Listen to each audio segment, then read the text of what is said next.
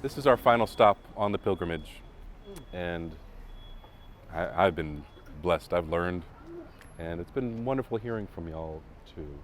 We'll say a little bit more about the spot here, but this kind of closes the loop on the story that began at St. George's Church. This would be kind of the edge of South Philly here, the beginning of South Philly. But it's important to kind of locate where we are. We still think of all this as kind of downtown Philadelphia, but Philly is a city of neighborhoods, and there's a lot to say about what that means. Neighborhoods that historically were kind of segregated too. So you think about like the Italian market, Chinatown, other spots like that as well.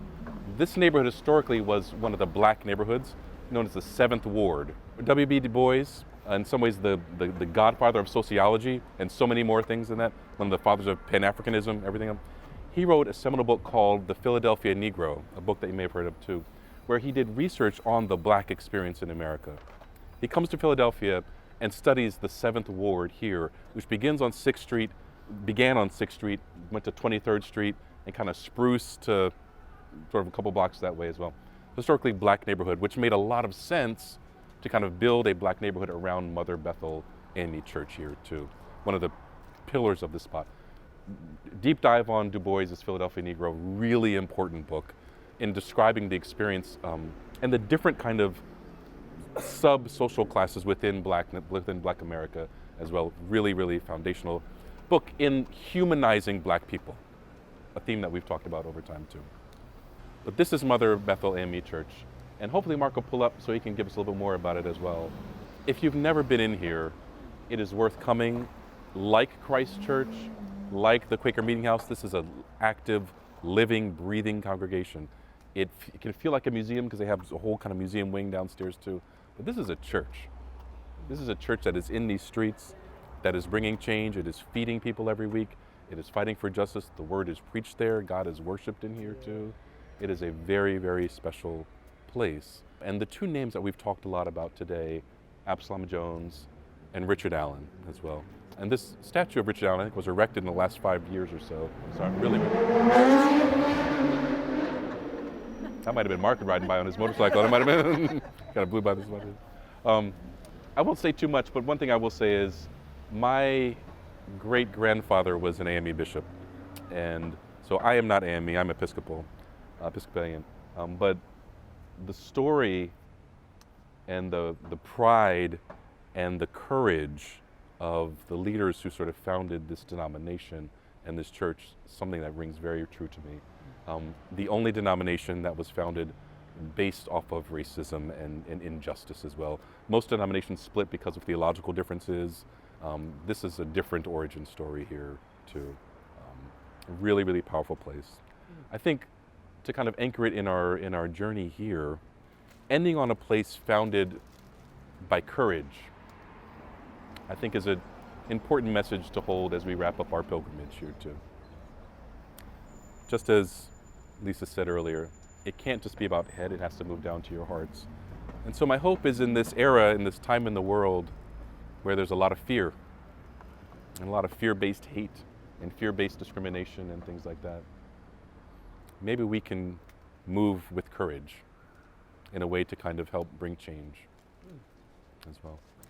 Thank you all for your time with us today. We're going to go inside of the church. This is the fourth iteration of Mother Bethel's buildings. This one was built in 1889 and will likely be Mother Bethel's building forever.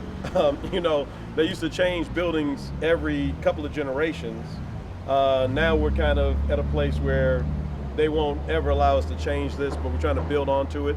I'm now the new historiographer of the AME Church, so I'm moving into administration. So that also means you have to give your church up. Yeah. So I've been here 16 years, so part of me is so bittersweet. But my two youngest kids were raised in this church. So I'm happy to kind of give maybe like one last tour. And so upstairs, I turned all the lights on, so you can go in and kind of self-direct if you want. You can go upstairs, either side will take you to the sanctuary. It's beautiful. You can take photos. It looks a lot like it did in 1889 when they built it. If you go to the right and downstairs, you'll go right into the Richard Allen Museum. Bishop Allen is interred here, as well as Sarah Allen, his wife, who was known as one of the early conductors on the Underground Railroad, before it was even called Underground Railroad. She was a tremendous force. And Bishop Morris Brown is buried, Richard Allen's successor, who in a lot of ways kept the AME Church from falling apart. And he's the founder of Mother Emanuel, the church where the tragedy happened in Charleston. So the Denmark Vesey slave uprising before Nat Turner that was discovered, Vesey was a member of Morris Brown's church in Charleston, which had started in a very similar way as St. George's, black worshipers. There was a big free black community. It's hard to get your head around that in Charleston. They could do what they wanted. They started a church, and they used it to also then plot the overthrow of slavery. And when it was discovered, they didn't only hang Denmark Vesey and Gullah Jack, but they destroyed the 3 AME buildings there, which forced Morris Brown to Philadelphia in 1822. So I mean, the Great Migration really, in my opinion, started way back then with black migrants fleeing the South and finding sanctuary in Philly, in New York, in New Jersey, and places like that. So again, come on in, just take however much time you need. I'm not going anywhere.